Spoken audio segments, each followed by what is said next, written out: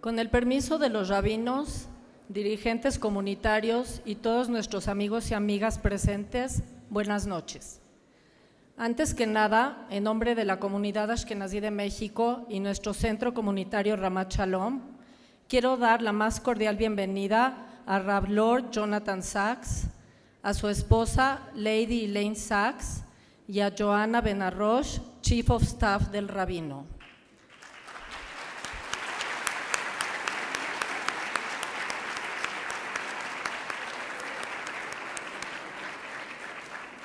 Deseándoles una exitosa visita en nuestra comunidad. Asimismo, les damos a todos ustedes la más cordial bienvenida a este magno evento.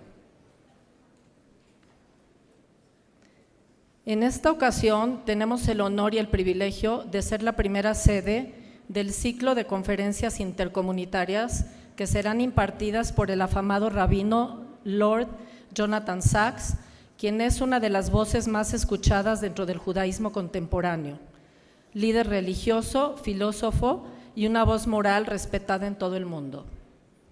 Dentro de su excelente trayectoria, fungió como rabino principal del Reino Unido de 1991 a 2013 y es considerado uno de los pensadores más importantes y prolíficos del mundo judío moderno. En julio del 2009 recibe de parte de la reina Isabel II el título de Lord del Reino Unido. Es autor de 30 publicaciones de temas judíos, morales y humanistas y editor de 3 obras más.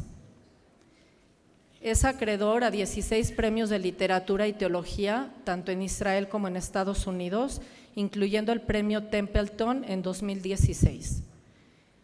Asimismo, es también acreedor a 17 doctorados honorarios en varias universidades en Europa, Israel y Estados Unidos. De 1989 a la fecha, ha sido conferencista habitual, habiendo impartido más de 70 conferencias en diversos foros y universidades internacionales de diversos temas relacionados con el judaísmo y el humanismo. Actualmente tiene una activa vida pública y es profesor de pensamiento judío, así como de leyes, ética y Biblia en varias universidades. En fin, su contribución al pensamiento judío moderno es enorme y sería muy difícil describirlo en este momento, por lo que prefiero darle la palabra al rabino Lord Jonathan Sachs. Rabbi, please.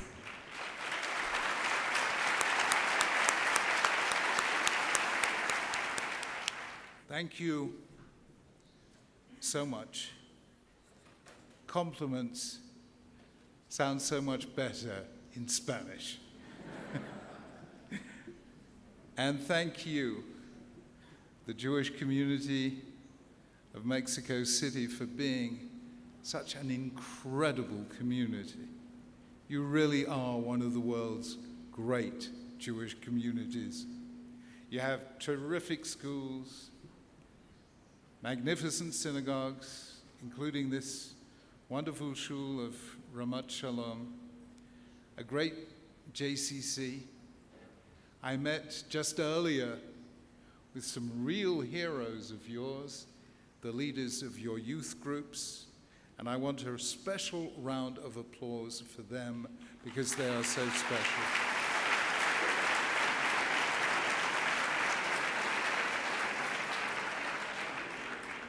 And you have a great sense of kihila.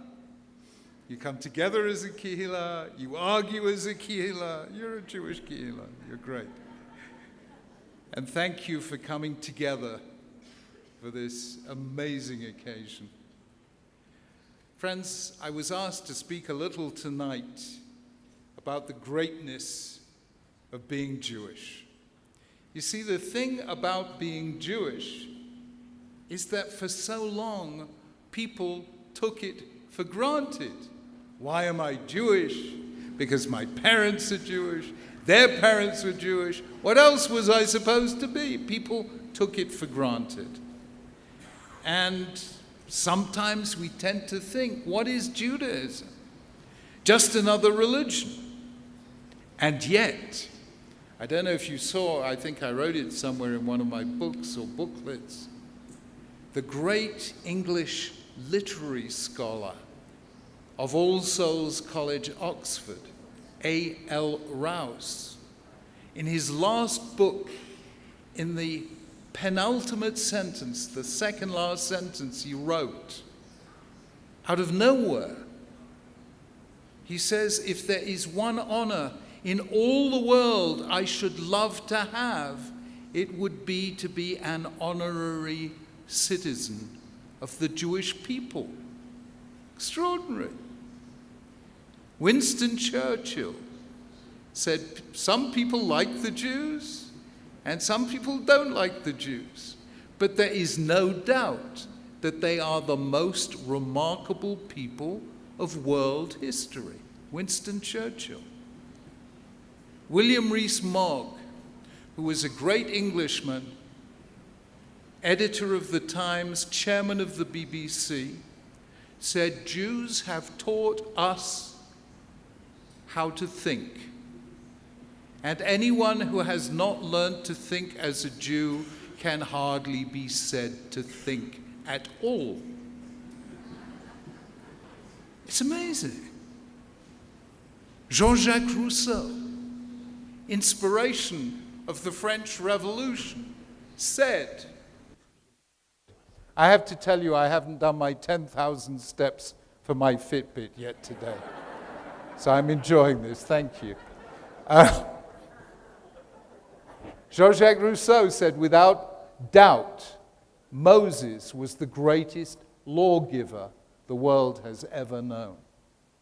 And yesterday, in the Knesset, the Vice President of America, Mike Pence, spoke movingly of how the Jewish story, that journey to freedom, has inspired Americans to create what Abraham Lincoln called a new birth of freedom.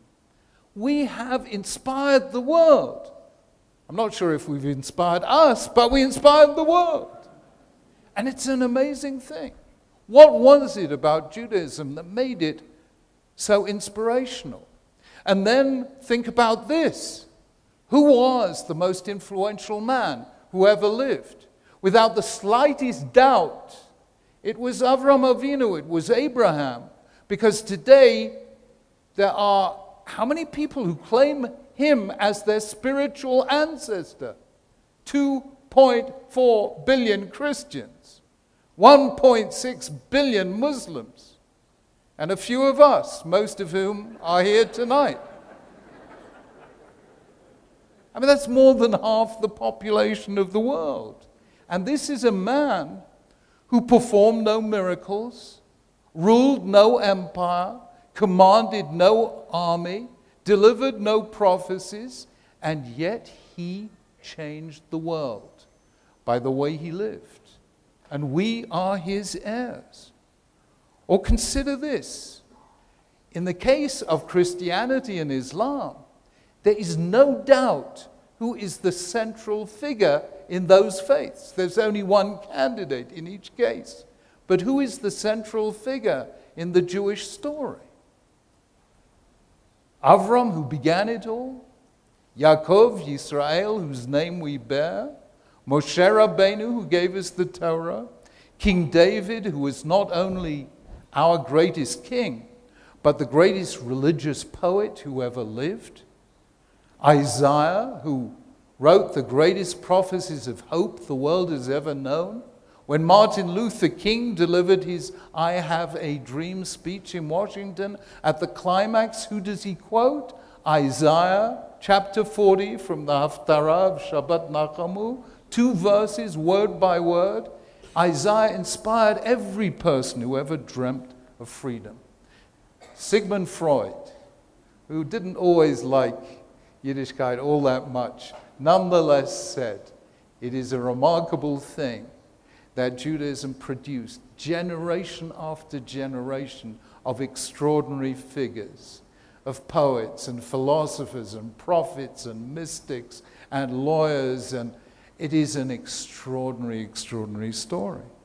Or consider this. What about the ideas that Judaism gave the world?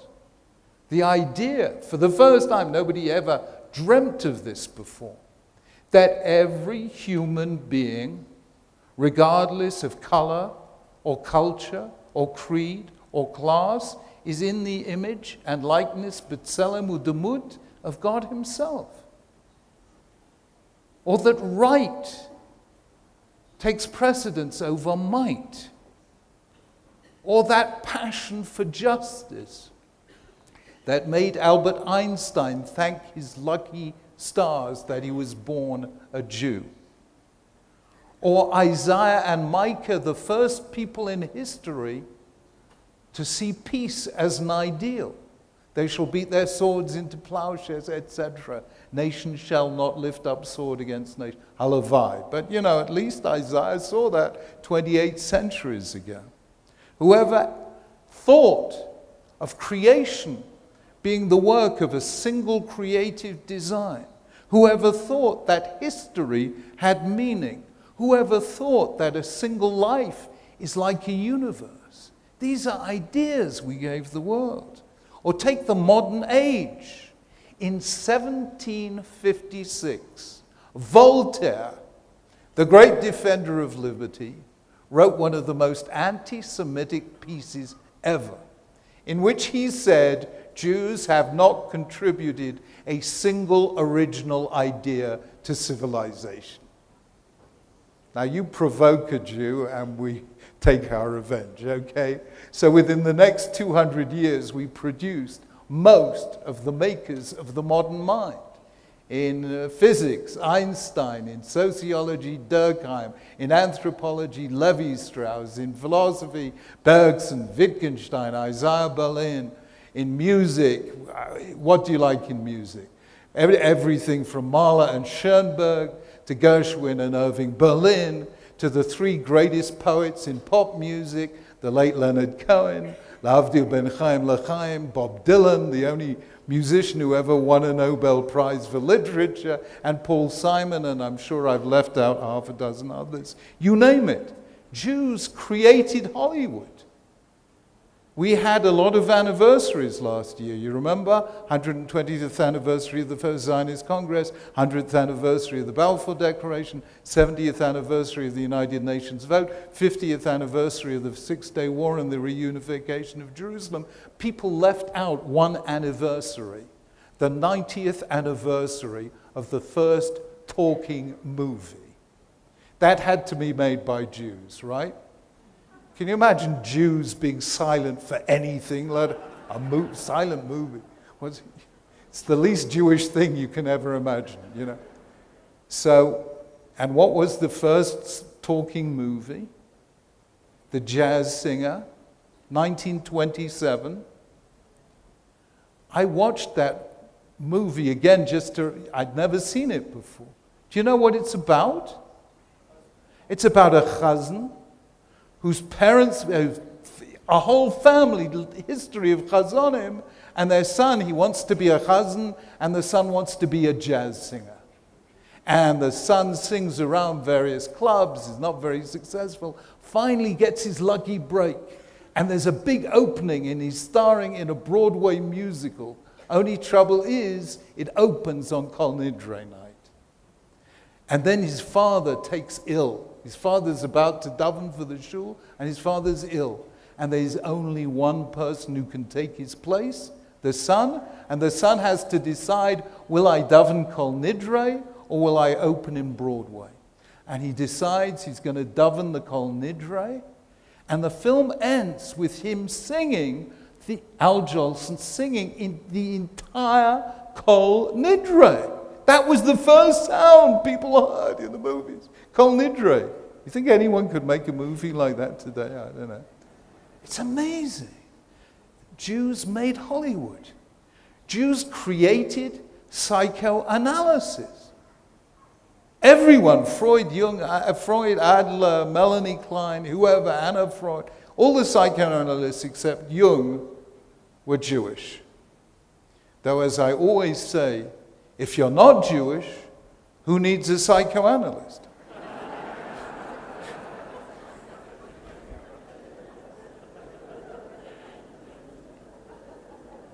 The great psychotherapists of the modern age have all been Jews. Viktor Frankl, who created logotherapy, Man's Search for Meaning.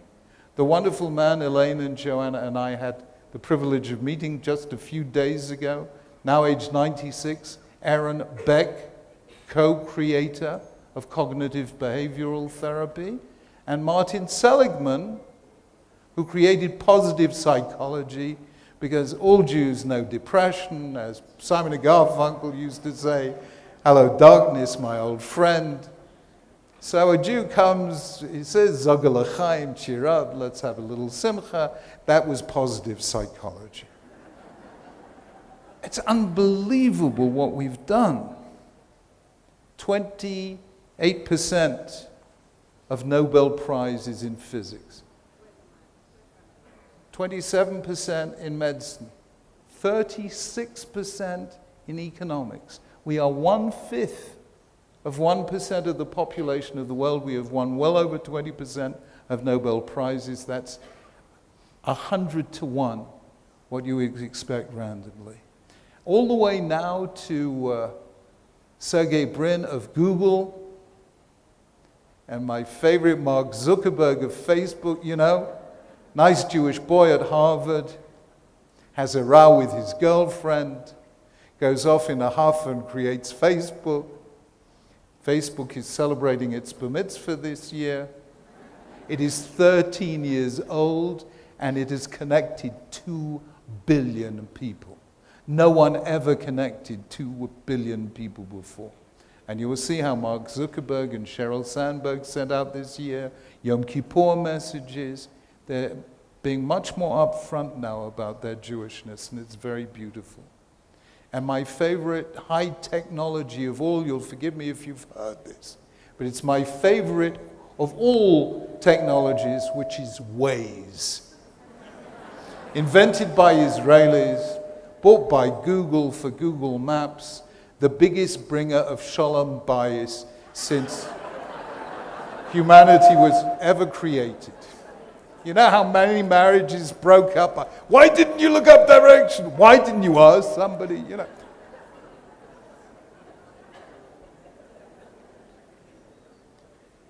And that's in the modern world. And then I say, maybe the most remarkable thing of all, namely that Jews have known chaval, many tragedies. Tragedies that might have broken any other people. But we did not only survive those tragedies. With every single one of them, we took them as a source for new creativity.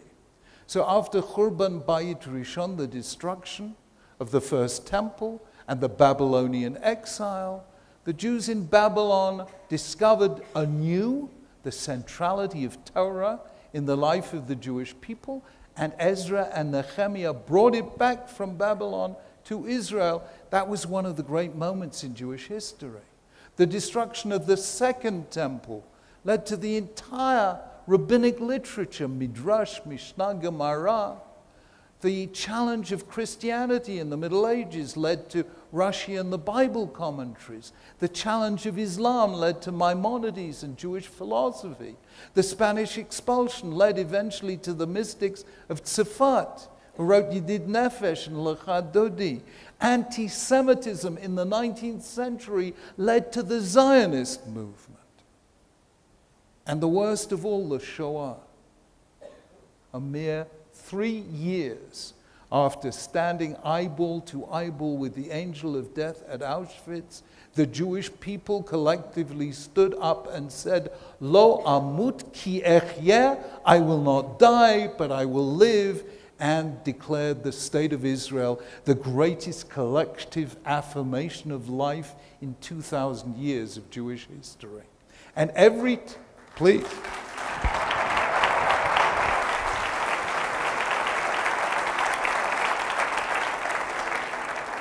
And every time they throw something at Israel, they find a way of turning that into new creativity. They threw terror at Israel and suicide bombings. Israel became the world's expert, and now everyone else who suffers this has to go to Israel for advice. They dig tunnels. Israel finds a way of blocking tunnels. They send missiles. Israel invents Iron Dome. And now Saudi Arabia comes along and says, could we have Iron Dome too? Saudi Arabia has to ask Israel for a little help. This proves that God has a sense of humor. Somehow, ka'asher ya'anu oto ken yirbeh v'chen yifrotz. As it says at the beginning of the book of Exodus, when the Egyptians started persecuting the Israelites, the more they afflicted them, the more they grew and the stronger they became.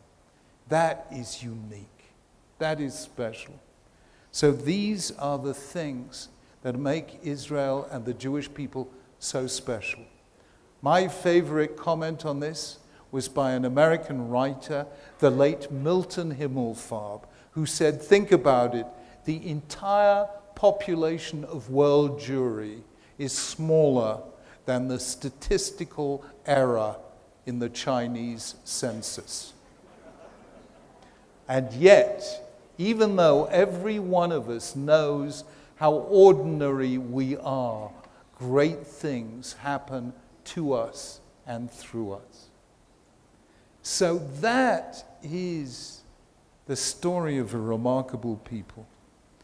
And what is it, I wonder, about Judaism that lifts us? Because I don't know if we in ourselves are special. The hardware I'm not sure about, but the software, the operating system, this is better than the latest iOS 10 or whatever it is, I have to tell you. This operating system called the Torah is special. And I just want to quickly tell you what I think it is that has made us special. Number one, I'm sure some of you are teachers, some of you have kids at school. You know the fascinating thing that when teachers think the kids are great, the kids become great. It's a scientifically demonstrated phenomenon. The higher the teacher's belief in the students, the higher the students' achievements. Nobody ever gave a greater definition of humanity than the Torah in its first chapter by saying we are each Na'aseh Adam b'tzalmenu kidmutenu, in the image and likeness of God. Most religions have a very low view of man. We're guilty of original sin. We can't do good of our own accord. It's only Hashem who can do it. We need absolute submission to the will of God. No Jew ever submitted to anything, Hashem knew when he took us on that he was going to have a few good arguments with us. Nobody has set the bar higher.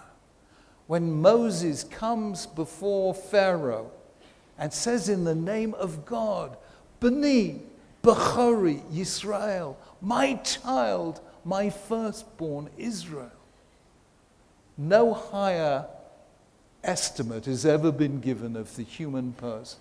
Today, scientists tell us we share 98% of our DNA with the chimpanzees. We're only a gene's way of creating another gene.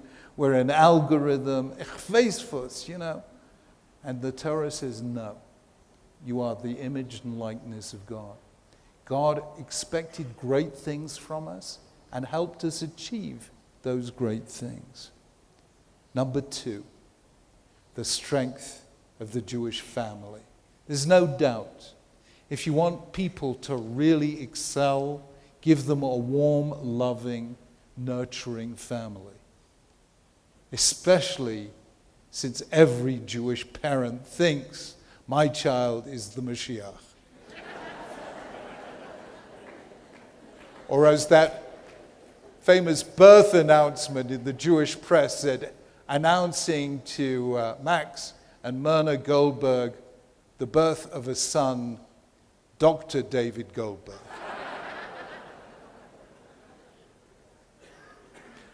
I don't know any other religion that thinks of God not as power, but as love, the love of a parent for a child.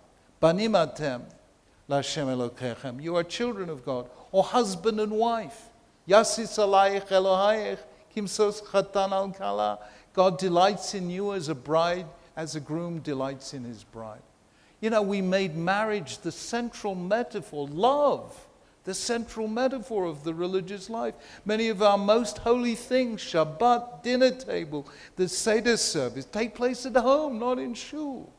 The strength of Jewish families is the second reason for our incredible success. Third, I don't know what kind of buildings did the Mesopotamians build? They built ziggurats, yeah? The Egyptians built pyramids. Broad at the base, narrow at the top. These were statements in stone of what we call a hierarchical society. The broad mass of humanity at the bottom, and this one great ruler, the city king in Mesopotamian city-states, or Pharaoh in Egypt, the one who's almost a demigod. These were hierarchical societies. Narrow at the top, broad at the base. What was the Jewish symbol? A menorah. Exactly the opposite. Broad at the top, narrow at the bottom. A Jewish leader serves the people. The people don't serve the leader. He's at the bottom, supporting everyone else. We are the first people ever to believe in a non-hierarchical society. Listen to these 4 words that are our mission statement as a people. Hashem says, just before he gives the Torah to the Israelites, he says, Va'atem tihiu li mamlechet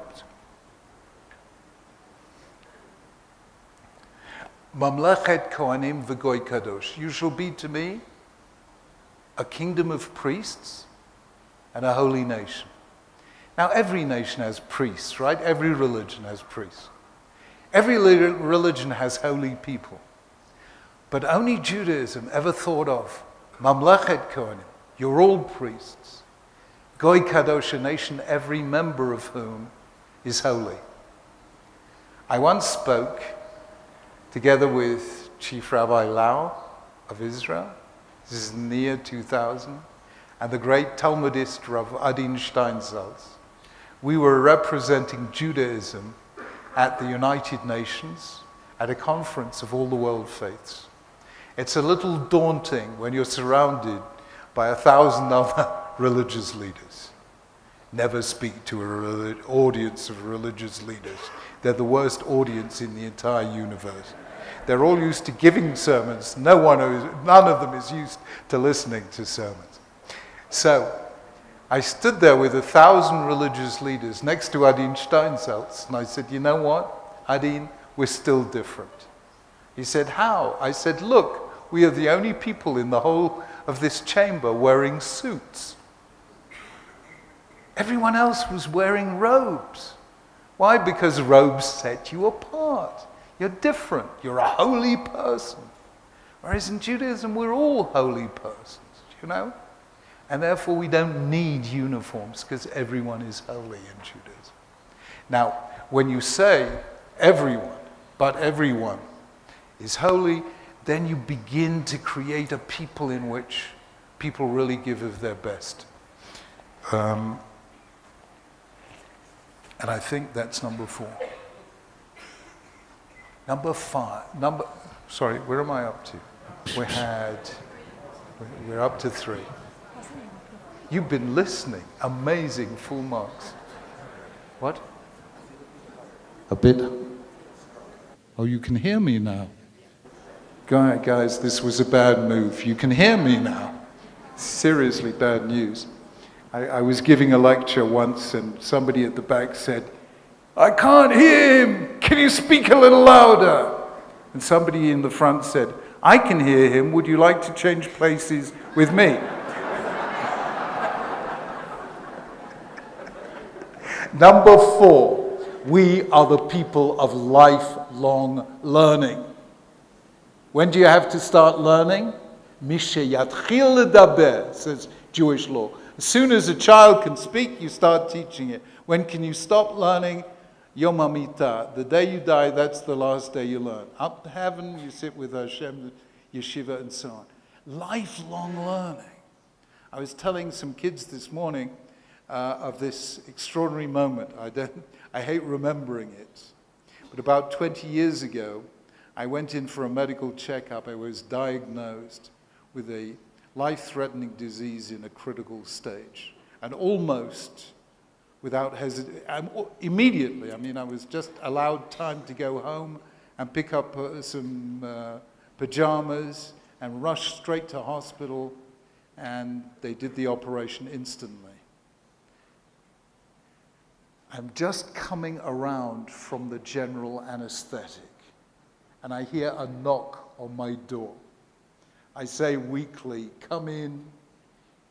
There at the door is an 80-year-old Jewish man with a volume of Talmud under his arm, and he's saying, "Rabbi Sachs, I heard you were here in the hospital. That's great. Let's learn Gemara together. I'm dying," and he wants to share in Gemara. This is the Jewish thing.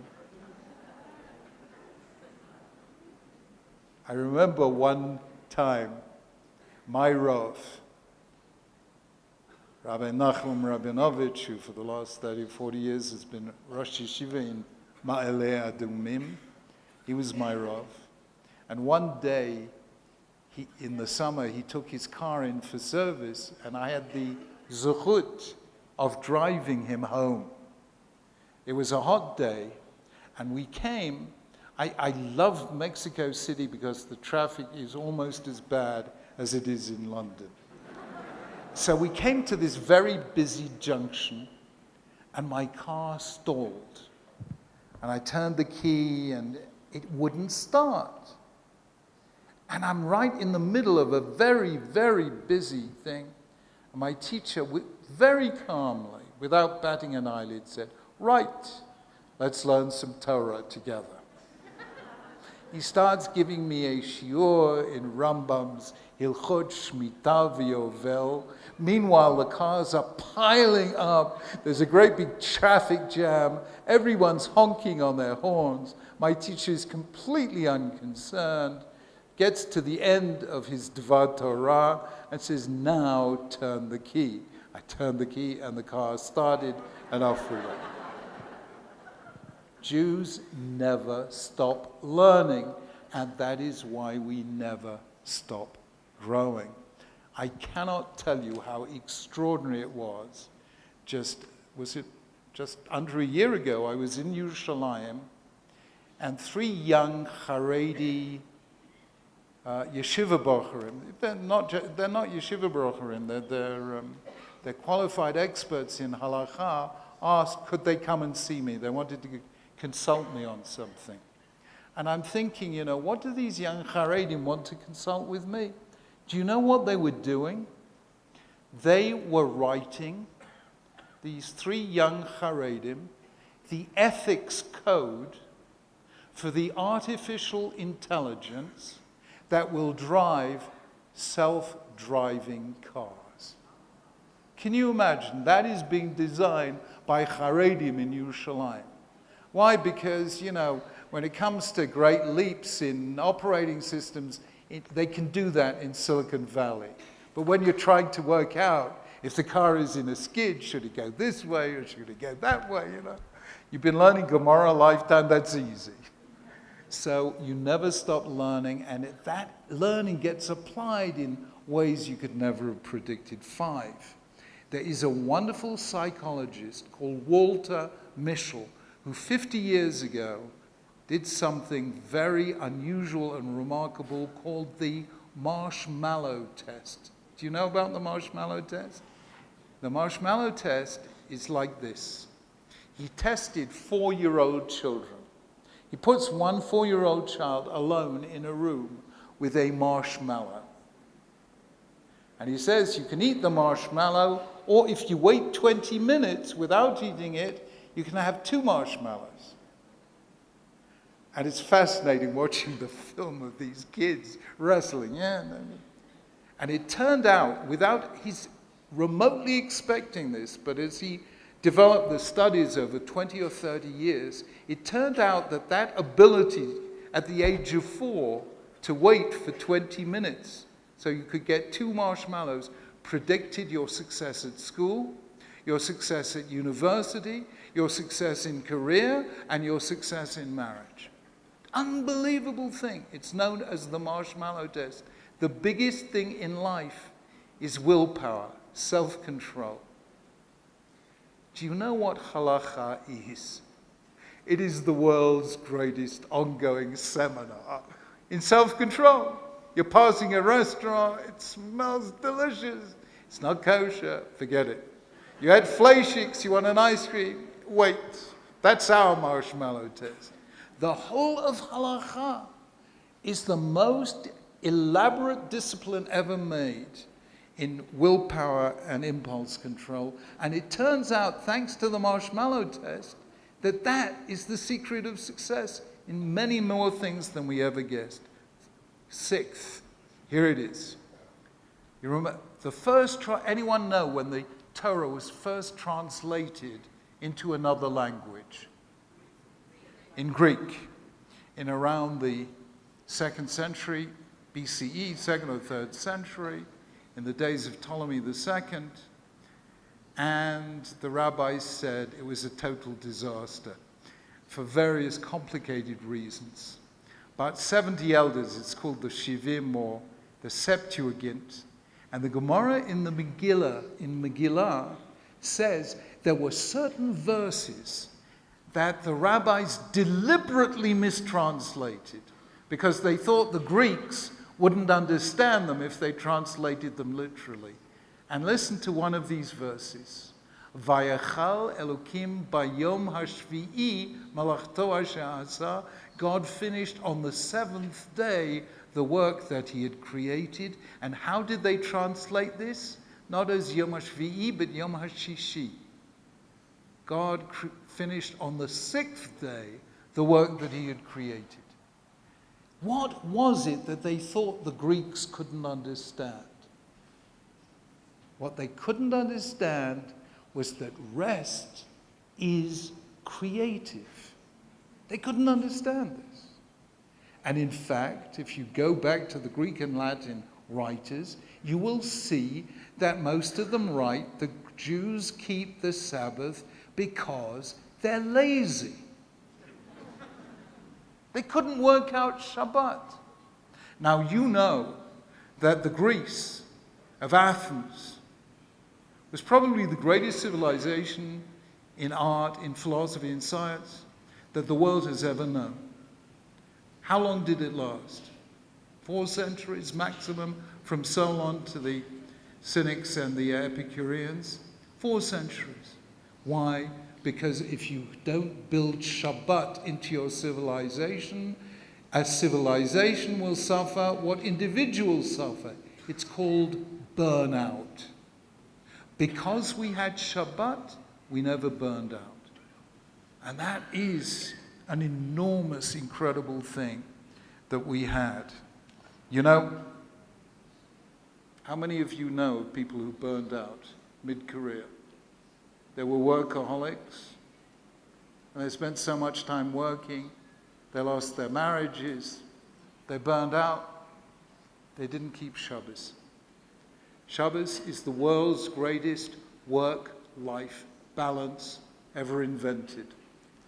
And I have to tell you that it still is.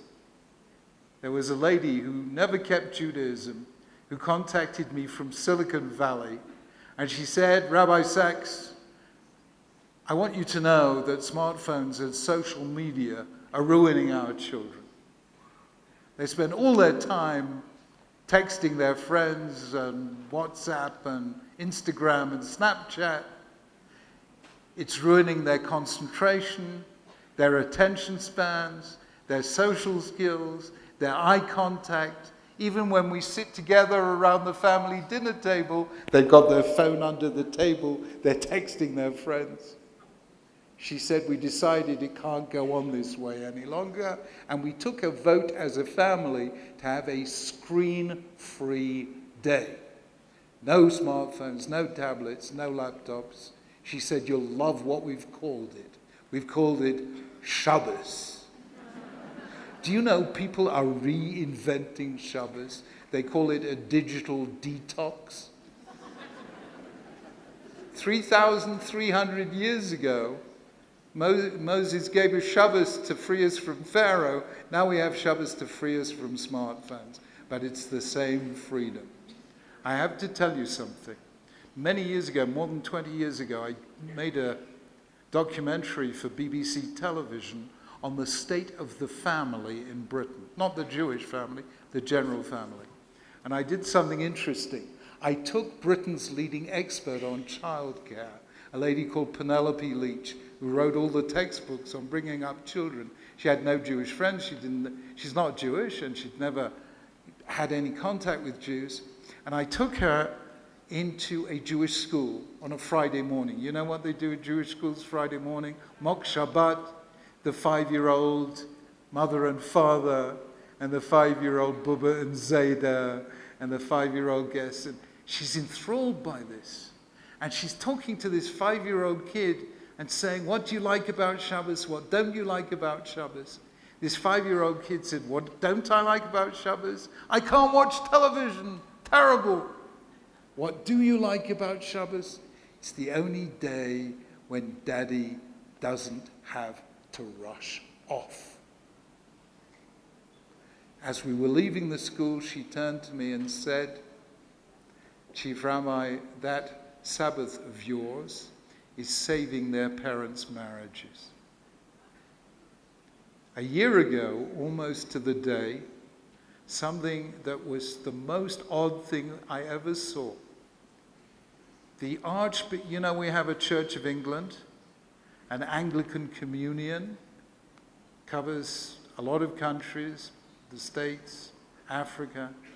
The second senior role in that, the top is the Archbishop of Canterbury, the second is the Archbishop of York. The Archbishop of York asked, could he spend Shabbos with us? Not morning, the whole of Shabbos. From Kabbalat Shabbat to Havdalah. He davened with us, he learned with us, he ate with us, he sang with us. I said to him, what are you doing this for?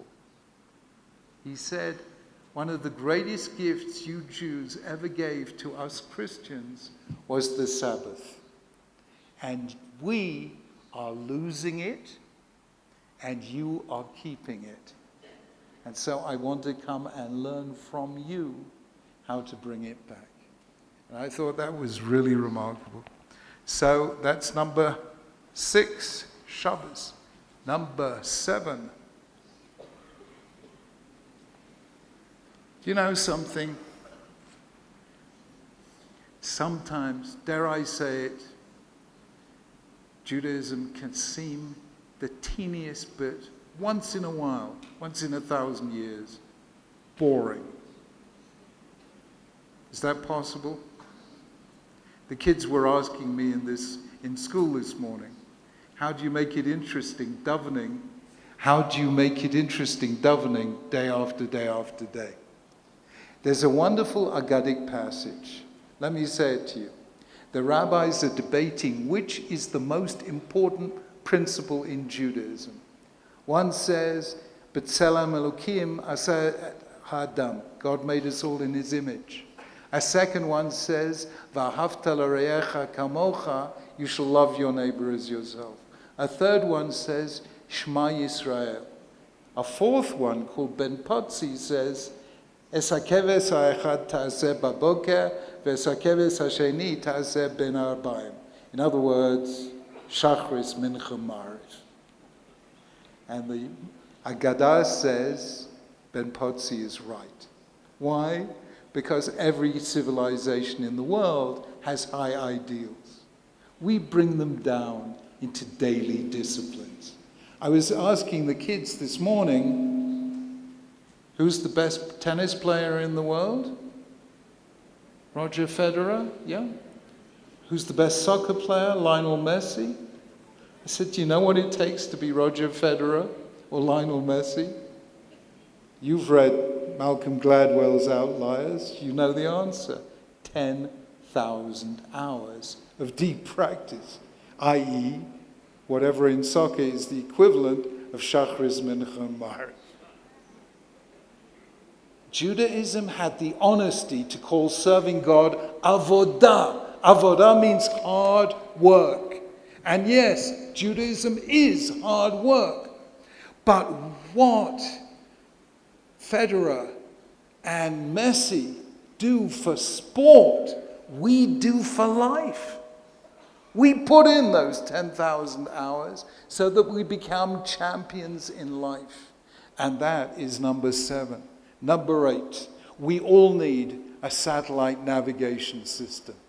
A moral satellite navigation system which says, it looks good, it looks cute, don't do it. Can you recall just how many in the last 10 years or the last 10 weeks? Leaders in business, in finance, in industry, in film, in entertainment, great figures of brilliance who have ended their careers in shame because they thought no one will find out. Now I have to tell you, you get up and daven in the morning or you believe in Hashem, He finds out. And the most important thing any of us need is that little voice inside that says, no. It's the hardest word to hear, but it's the most important one. And that is source 8, that internalized moral satellite navigation system that guides us through this uncharted territory called life and saves us from doing silly things because we know they are wrong. Number 9, the thing that keeps people going is a sense of identity. And believe you me, nobody has stronger identity than Am Yisrael. You know, you'll forgive me, but this is what we give the youngest child on Seder night.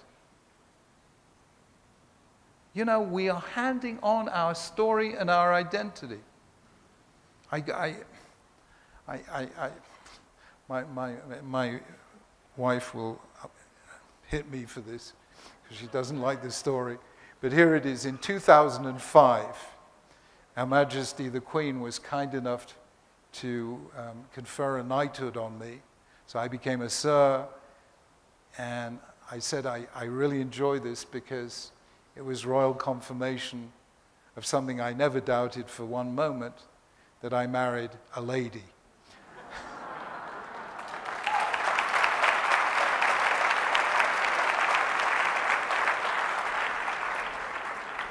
But I don't know if you've ever seen, have any of you ever seen the knighting ceremony at Buckingham Palace? You've seen this? You know, it's done by the Queen. She takes a sword, and you have to kneel, and she rests the sword on your shoulder, and that's how she makes you a knight, which created a major diplomatic crisis for us. Because Jews don't kneel for anyone except Hashem. I mean, it's a big problem. Now, Buckingham Palace has one of the world's great schools of diplomacy. You can't throw any of them a problem they can't solve. So we sat and we talked it through, and they worked it out. They actually said, don't worry, we will build you a stand. It's very much like this. And when it comes to your turn, we'll bring the stand, and you can lean on the stand, and you can lean about 30 degrees from the vertical, and it will look as if you're kneeling, but you're not actually kneeling. We have the video of it. It actually happened this way. So kachaya, that's how it happened, you know. But as it was happening, the Queen, who was a little puzzled by all this, turned to Prince Philip and said, "Why is this night different from all other nights?"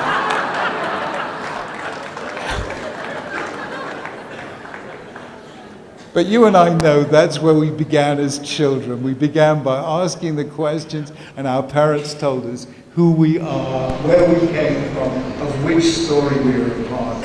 And that is the story of Jewish identity. And number 10, I have to tell you the last great gift, maybe the most important in a way. The Greeks had great dramatists, Aeschylus, Sophocles. They gave the world something called tragedy. It's a magnificent genre. And Shakespeare's tragedies are amongst the finest literature ever written. Judaism, that suffered so much through the centuries. What is the Hebrew word for tragedy? There isn't one. Tragedia, that's what they call it in Ivrit. We had to borrow the word. Why? I mean, we suffered as we had our why we have no word for tragedy? The short answer is because Judaism is the principled rejection of tragedy in the name of hope. Because tragedy happens in a world in which hopes can be destroyed. And we say, on the contrary, Od lo avda tikvatenu, our hope is never destroyed. And it is no accident that the state of Israel has a national anthem, Hatikva.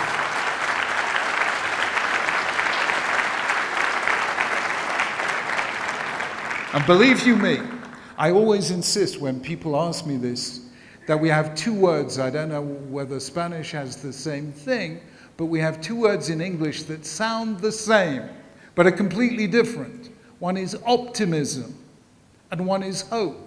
And people confuse the two, but they're not the same. Why? Because optimism is the belief that things are going to get better. Hope is the belief that if we work hard enough together, we can make them better. It takes no courage, just a certain naivete to be an optimist. But sometimes it takes a great deal of courage to have hope. No Jew who knows history can be an optimist, but no Jew worthy of the name ever gave up hope. And Israel, that took a barren land and made it bloom again, that took an ancient language and made it speak again, that took a scattered, shattered people and made it live again, is a symbol of hope for the entire world. Friends,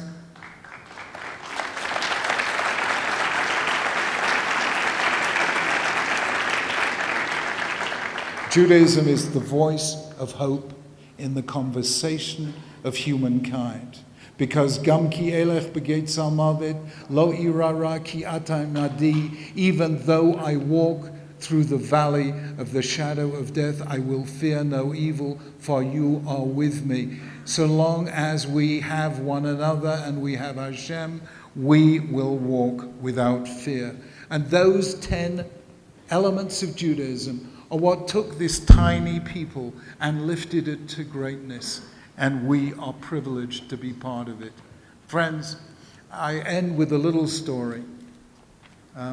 It's an old story, but forgive me.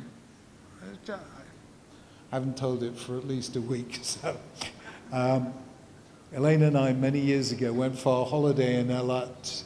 Elaine and I went for a holiday many years ago in Eilat. We discovered that standards of modesty in Eilat are not entirely rabbinical. So it was a little difficult for us. And, you know, I took my glasses off for a week, bumping into everything. And we were looking for something that was vaguely rabbonish that we could do without being embarrassed. And we discovered those glass-bottom boats that you can see all those lovely fish. And we went on the boat, and we were the only people on the boat. And the captain of the boat heard us speaking and ran over with a big smile and said, Atem Anglia? We said, yes, we're from England. Why do you ask? He said, I just was on holiday in England. I said, did you like it? He said, England, wonderful. The people, so polite. The buildings so old, the grass so green. You know, in those days, Eilat was a little underdeveloped. And then he paused, and with a big smile looked at the desert all around him and said, Aval zeh shelanu. This is ours. Friends,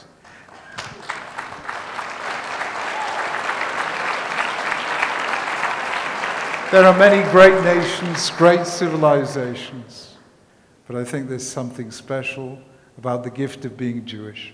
Aval zeh shelanu. Let us wear our identity with pride. Many, many thanks.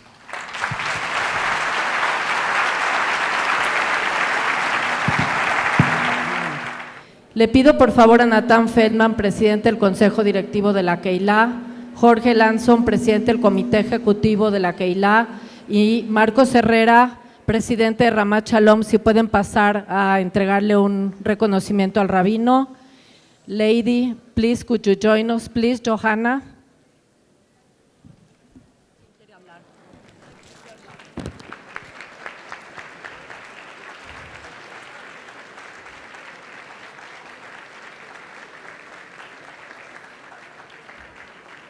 Thank you very much. Muchas gracias a todos. Esperamos hayan disfrutado del evento. Los esperamos en las siguientes conferencias, así como en el Shabbatón, aquí mismo en Ramat Shalom.